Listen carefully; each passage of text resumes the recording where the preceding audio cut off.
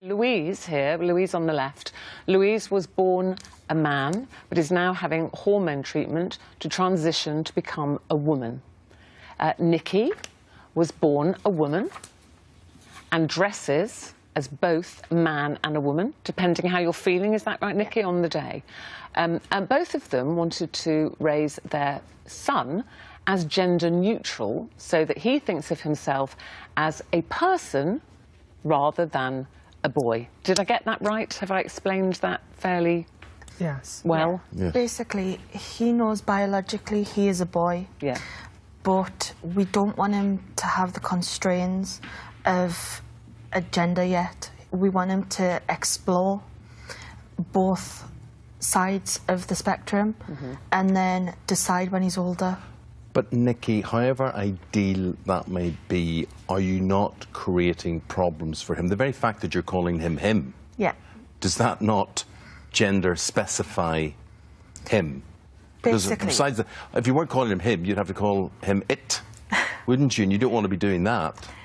I think it's a case of allowing him to express himself. We see it's very common these days for men to walk around in salmon shirts, or some like to call it's pink. That by wearing that salmon shirt, it doesn't mean, oh, I'm feeling very feminine today. No, it's just a case of you've picked out a shirt that matches your outfit. Yes. I understand. I think, you know, most of our viewers will understand that kind of gender fluid with toys, colours of clothing, you know, so you just say, look, here are lots of toys. We've got cookers and ironing boards, we've got trucks and workbenches, and you choose. And even clothes. But actually, you're just saying if he doesn't feel, you don't want to use the word you're a boy. No. But is that not confusing for you? Because I find that quite confusing, because he biologically is born a boy. He knows that biologically he's a boy. He does know that? Yes. Like, obviously in the article, there was a question that, are you a girl or are you a boy? And he replied, I'm a boy. He knows that he's a boy. The second part of that question, which I opened up myself, was I didn't actually say, are you a person? I said, are you a girl, a boy, or a person? Right? Because obviously if you ask a child a binary question, are you A or are you B? They're going to give you a binary answer. If you ask them an open question, they'll give you an open answer. What about school? He's starting school this September, I believe. How is that going to work for him, you know, with his school friends, the gender fluid? Are you concerned that this could set him up for a little bit of interest from the other children and possibly a bit of bullying or name-calling if he can't can't say if he's a boy or a girl? He can say if he's a boy or a girl. We don't say you can't say that. He can say that whenever he wants. What we say is, do what you want, basically, as long as you're safe. We know that when he goes to reception, that it could form interest. And we've sat down with his school and said, look, he's going to come in a boy's uniform, obviously, because he needs particular support in particular areas.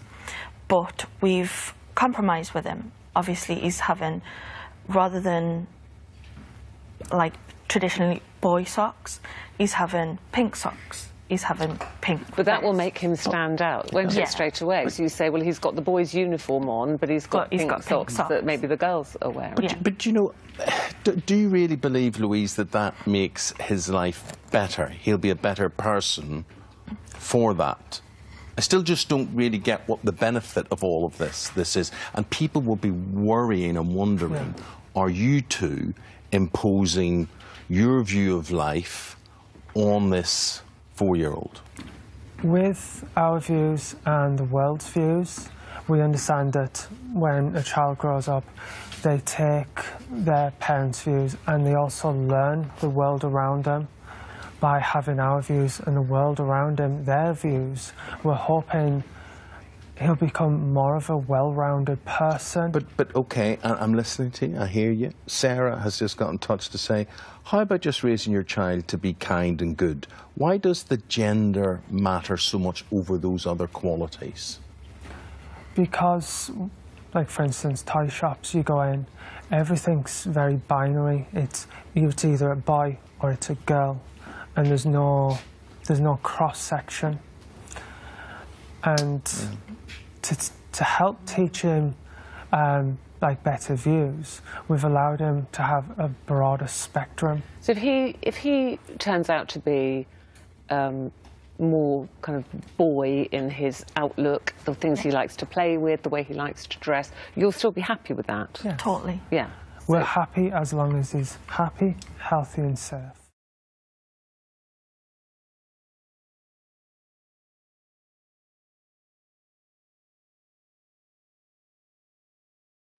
This is a call for an uprising.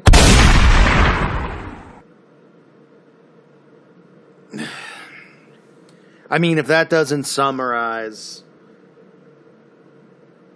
how I feel, how most people feel about this, it's just unbelievable. But I can't say anything against it. You're not allowed to speak against this stuff. So why don't we all just say a prayer privately for children who are being raised in these households by these abusive parents, because that's what they are. I mean, it's beating a dead horse at this point, right?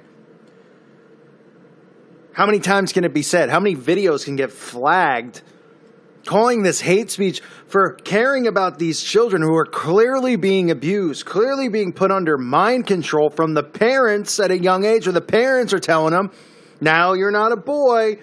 Oh, I'm not. I have a penis, though. Yeah, but you're not a boy. And you're not a girl. You're nothing yet. And at some point in time, you can pick which one you like better. Huh? I mean, come on already. I don't even know what to say. Look at these parents. Pray for them too, obviously. This world has gone completely mad. I wish no harm on these people. No physical harm, no emotional harm. I'm not trying to hurt anyone's feelings here. A lot of these people are just clearly lost and being influenced by what they're seeing in the mainstream. And that's what's happening. But you know who the victims are? It's the children who are being raised in these households, because the kids don't have a clue. They don't know what the hell's going on. They're going, huh? What? Kid's like, hey, I'm going to go play baseball. And they're like, yeah, but you're, hang out with the boys. So they're like, well, you're not a boy yet. Don't tell everyone you're a boy, because you're not. This gender fluid household where it's, you just sit there and you go, this is a woman and a man in total reverse, right? This is a guy who's the woman and the woman who's a guy. Can someone make sense of that to me? That's all I'm asking. Make sense of it. Just even say, which is unbiblical and against Scripture, about men wearing women's clothing and vice versa. But even if you're an atheist or somebody who doesn't believe in that and doesn't look at that, fine. That's, you can deal with that on Judgment Day. You can have your own takes on these things. But just explain to me how this makes sense. Even if the dad, right, the one who was acting as a woman, even if he was just like, hey, I like to wear a dress from time to time, right? I mean, that's still, obviously, it's against Scripture. It's obviously just something's wrong, right? But say, fine, all right, this guy wants to wear a dress. He wears a dress in his own home or whatever he's doing. How does that make him a woman? How? He does not have a vagina. He doesn't know genetically what it's like to be a woman. So how does it make any sense to anyone what they're trying to push? Even just take a step back then and go, all right, the guy's a cross-dresser and we could be opposed to that. Well, we should be allowed to be, but the media, society, YouTube, nobody will let us be. Because it's hate speech, right? Like I always say, they can say whatever they want about Jesus and mock him, but if we question any of this stuff as being retardation or mental sickness or demon possession, it's hatred. But even if you just said, all right, fine, take a step back. What makes this man a woman? Even if he wants to play with Barbie all day, even if he wants to go shopping for curtains or whatever, even if he wants to paint his nails, all this stuff which is wrong and disturbing in my opinion. But how does it make him a woman? He's still a man at the end of the day. How does that not make sense to people?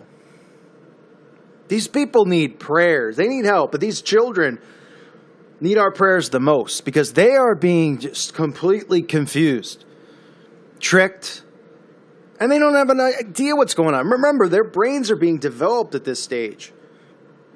They're learning to read and write, and they're learning and absorbing things like a sponge.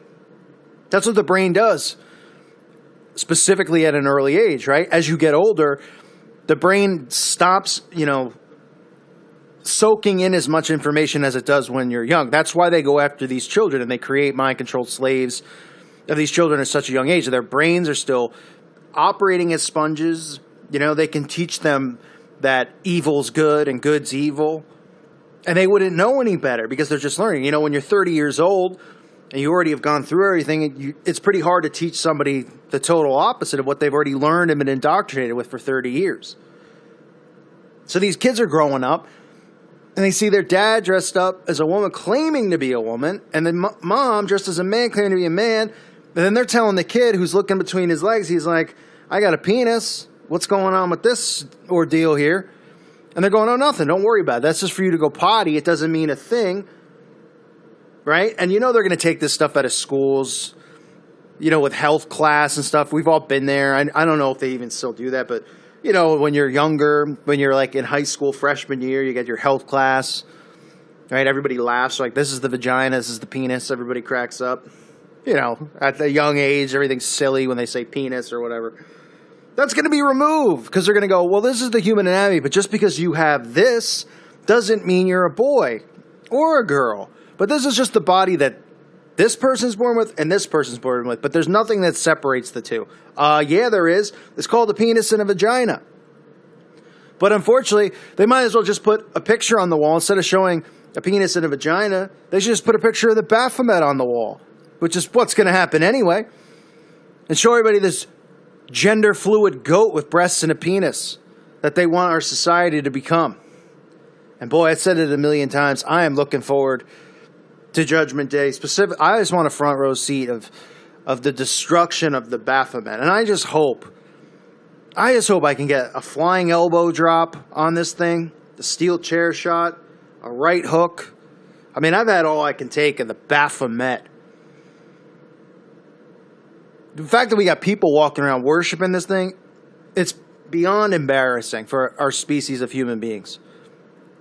But that's what happens when you have natural-born losers in this world who become occultists and Satanists who are losers. That's what they are. I mean, they're the most pathetic form of life that there is. They worship a goat with breasts and a penis, and they mock the Messiah, Jesus Christ, and they think that they're cool. And they think it's okay to manipulate children, and they think stuff like this is funny, where the parents are teaching these young kids that they don't have a gender, and the kids are watching their parents in drag, pretty much walking around their home acting like that. We need to pray for our kids. I don't know what else to say at this point. I don't wish any harm on these people. But boy, I thought there was a reason that there was white padded rooms in this world, in this country. But I guess they're really just saving it for us, right? The joke's on us. They're going to throw us in there. But the joke's really on them because we've already won the war. So, the Baphomet should be aware of that. But I guess the Baphomet's looking forward to the fire because he's going to be toasted on a rotisserie on Judgment Day for the things that are going on in this world, the things that these Satanists worship, the stuff that they allow, the stuff they push on kids. It's disgraceful. Now we get these parents who are gender fluid, who are raising their kids Britons first. No big deal, right? It shouldn't surprise us anymore. Man, keep these kids in your prayers, everybody. I thank you for listening to today's show. God bless all of you and your families.